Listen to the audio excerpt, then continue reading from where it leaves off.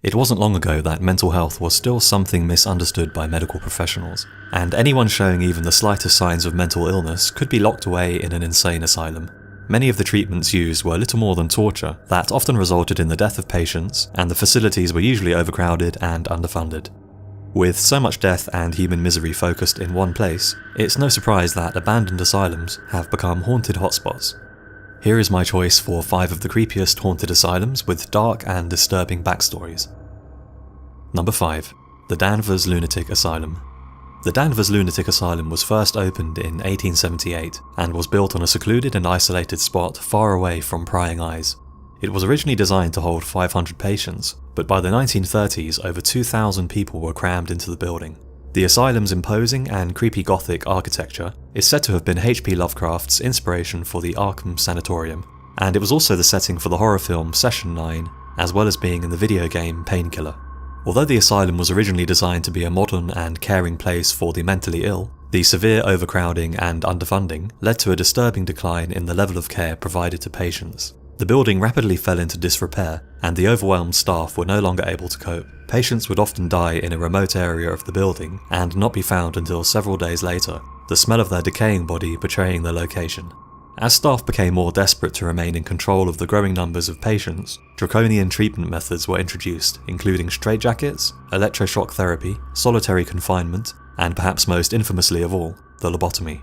Danvers Lunatic Asylum is known as the place where the lobotomy procedure was refined. Neurologist Walter Freeman pioneered this horrific treatment, which essentially involved inserting a long spike into the corner of a patient's eye and into the brain, where connection to the prefrontal lobe would be severed.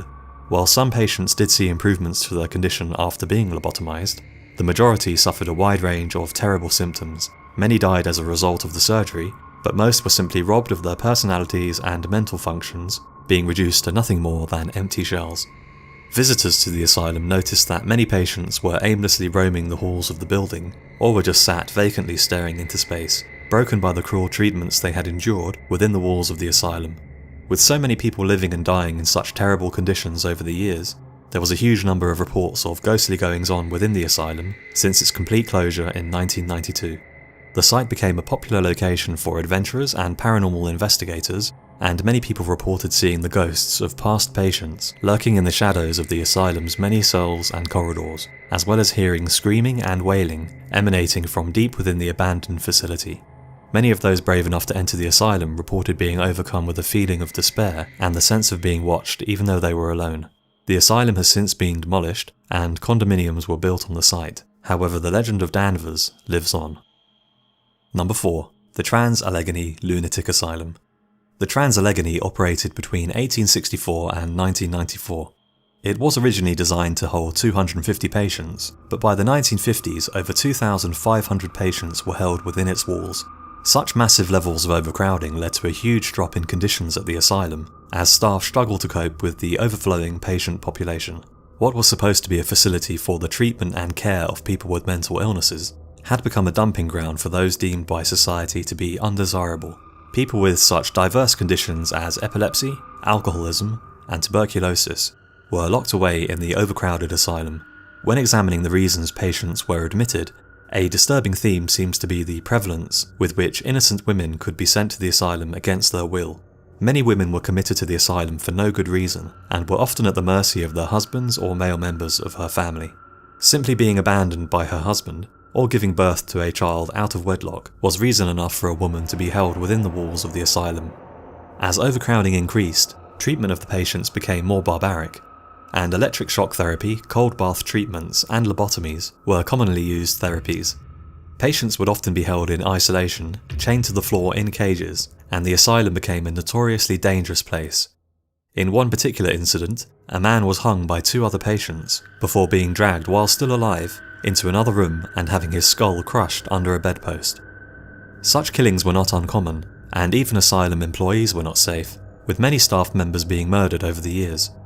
Many people believe that all the death, suffering, and human misery that occurred within the asylum has left its mark on the building, and it's thought to be one of the most haunted locations in America. Common sights and sounds witnessed by visitors include screaming emanating from the electroshock therapy room, as well as seeing strange shadows moving through the building. The most haunted area of the building is the 4th floor, where the spirit of a Civil War soldier named Jacob is said to prowl the dark corridors at night. Other visitors reported being pushed against the wall by an invisible force, as well as seeing a dark figure who has since become known as the Creeper crawling along the floor. The asylum was closed in 1994 and has since been purchased, and guided tours are now offered to the curious. You can even pay to spend the night at the abandoned asylum. However, I think even if you paid me, this is one place I would not want to spend the night. Number 3. Arradale Lunatic Asylum.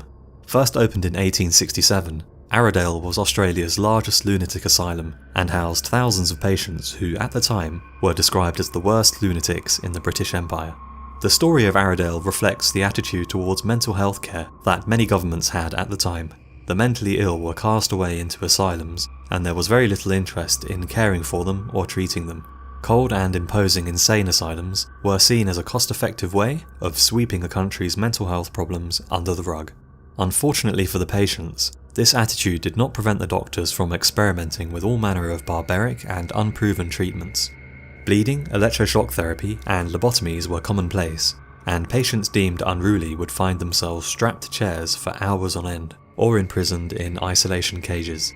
Many of the patients were not even mentally ill. Asylum records indicate that even people with epilepsy, autism, or Down syndrome would be sent to Arradale, and what's even more disturbing is that it only required 2 professional signatures to have somebody committed to the asylum, but 8 were required for a discharge.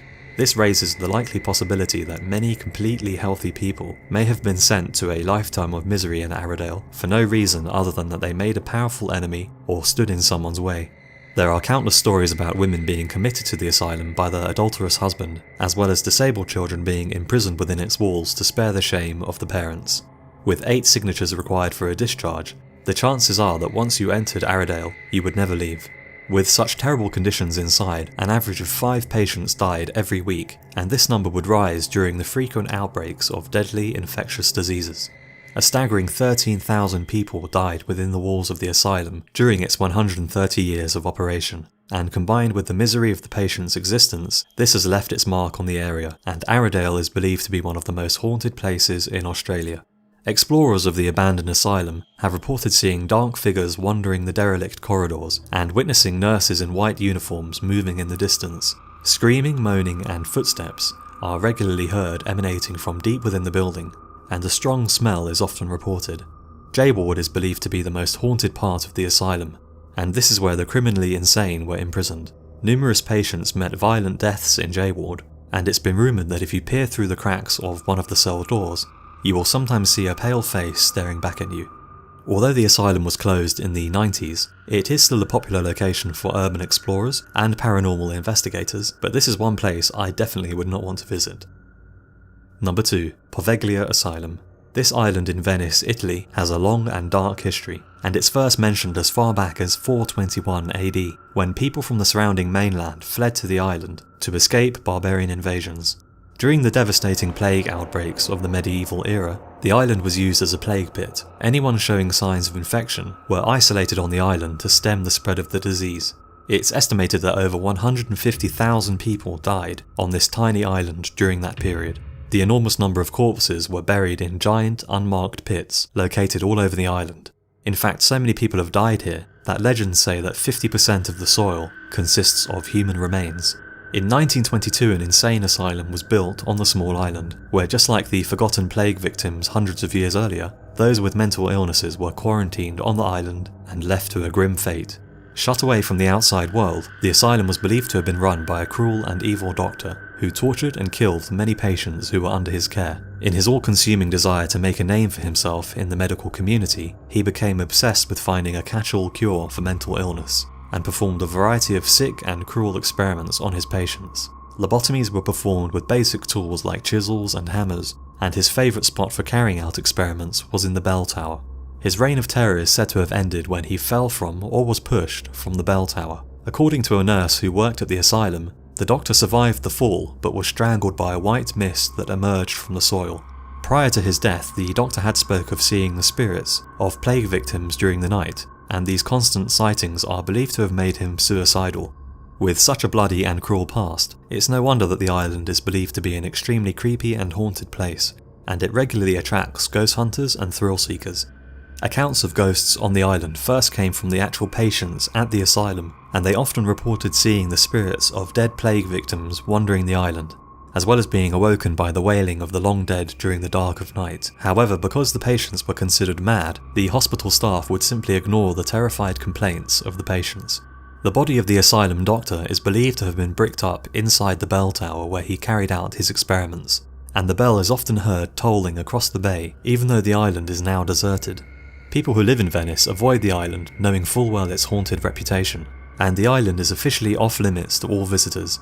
This has not stopped curious people from making their way to the island though, and there have been reports of mysterious noises in the night, footsteps, voices, and screaming.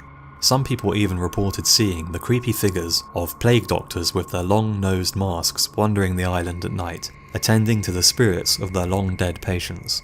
What makes this tale so strange is that there is little hard evidence of what took place at the asylum other than the word of mouth from local people, and many official records actively deny that an asylum even existed, but visitors who have illegally trespassed on the closed island have taken pictures which clearly show that the island was in fact used as an asylum. This has led to a strong feeling that a cover-up took place in order to keep the brutal goings-on at the asylum from reaching wider public attention. Number 1. The New Jersey State Lunatic Asylum. Founded in 1848, this was the first mental hospital in New Jersey, and was opened by Dorothea Dix, who was a firm advocate for the humane care of the mentally ill. The asylum was the first to employ the Kirkbride Plan, which promoted privacy, dignity, and a pleasant living environment as essential for all patients. Unfortunately, the New Jersey Asylum soon failed to live up to these lofty goals. In 1907, Dr. Henry Cotton was made medical director of the hospital. At first he seemed modern and forward-thinking, and instituted a number of directives to improve conditions for patients. However, he soon took a dark and bloody path. He became obsessed with the idea that all mental illnesses were caused by physical infections, and developed his own sickening treatments. He began operating on patients in an effort to remove parts of their body that he believed were infected and thus causing their mental problems.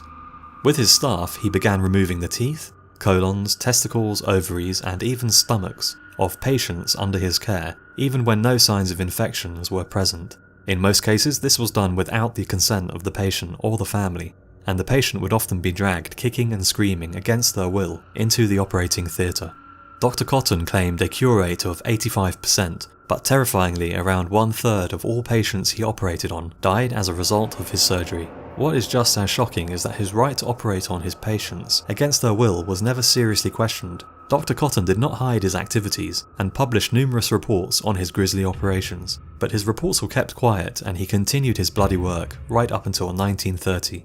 Eventually people began asking questions, and Dr. Cotton was forced to defend his actions. He subsequently suffered a mental breakdown, and in an attempt to self-medicate, he removed his own teeth, believing a tooth infection to be the cause of his own mental problems. Although the ruins of the asylum are strictly off-limits, those who have made it inside reported feeling hands touching them in the dark, witnessing shadowy figures, and having the disturbing feeling of constantly being watched. The abandoned asylum is thought to be haunted by the tortured souls of patients killed as a direct result of Dr. Cotton's invasive surgeries and amputations, and some people have even reported seeing Dr. Cotton himself, dressed and ready for surgery. Most of the sightings seem to occur around the lab and women's ward. The lab is where the doctor performed his work, and the women's ward is where he seized the majority of his subjects. People who have explored these areas have reported hearing screams and moans coming from the operating room, and seeing ghostly apparitions of patients with arms, legs, as well as other body parts missing. So that's my choice for 5 of the most haunted mental asylums. I hope you enjoyed the video, so let me know, given the opportunity, would you explore one of these abandoned asylums? I don't think I would be brave enough, but let me know if you would in the comments below.